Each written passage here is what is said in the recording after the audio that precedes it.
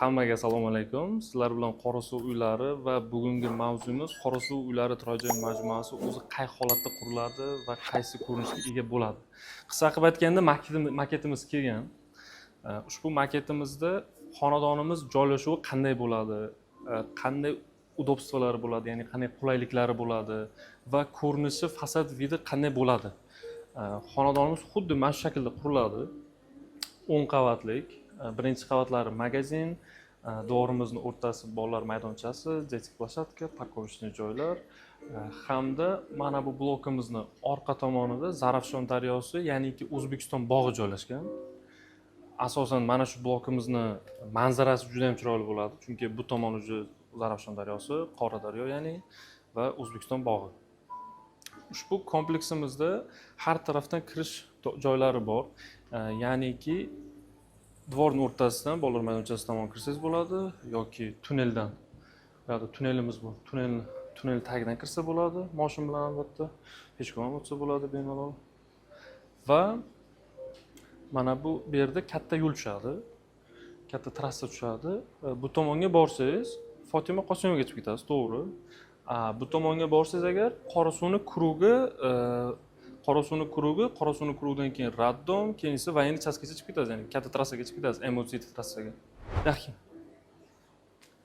Mana bu terassani ko'ryapsizmi, mana bu tomonda joylashgan. Bu terassamiz umumiy hisobda 10 kvadratga ega. Shunday manzarasi Zarafshon daryosiga, Qora daryo kanaliga qarab turadi. Manzarasi juda ham chiroyli bo'ladi. Eng qulayi bu terassani olish uchun bu terassani borig'i 30% pulni bersangiz bo'ladi. Bu terrasaga ega xonadonimiz 59 metr kvadrat, ya'ni o'rtacha 2 xonalik. 2 xonalik kvartiraga bunaqa terassani vidi juda ham zo'r lekin ko'rinadi, juda ham zo'r ko'rinadi. Hamda qolgan planirovkaga ega bo'lgan xonadonlarimizda har bittasida balkoni bor o'zini. O'rtacha 3,1 metr kvadratdan boshlanadi. 3,1, 3,5, 4,2 va 10 kvadratlik terassamiz bor.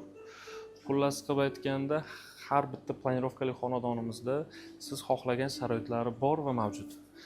Hamda xonadonimizni fasadi podrasivka g'ishtdan bo'ladi. Bu juda ham chiroyli ko'rinishga ega bo'ladi. Hamda обычный emulsiyaga o'xshamaydi, chunki emulsiyangiz 1-2 yilda уже sifati buziladi, ranglari tushib ketadi. Buniki unaqa bo'lmaydi. Salkam noveyshn turadi, ham bo'ladi. Xonadonlarimizning devori nimadan quriladi? Gazoblokdan. Endi qarang, xalqda ikki xil tushuncha borda gazoblok haqida.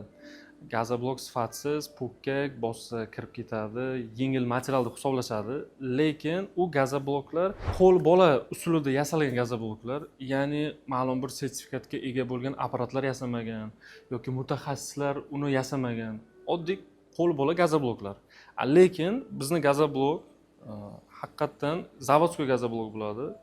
Mana yaqqol misol, juda ham baquvvat, suvga cho'kmaydi, issiq sovuq o'tkazmaydi va shovqin o'tkazish darajasi pishig'ishdan ham ko'ra yaxshiroq.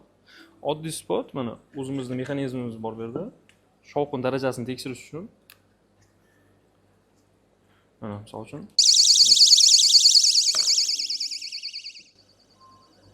Eshitilyaptimi? Mana mikrofonni olib boramiz.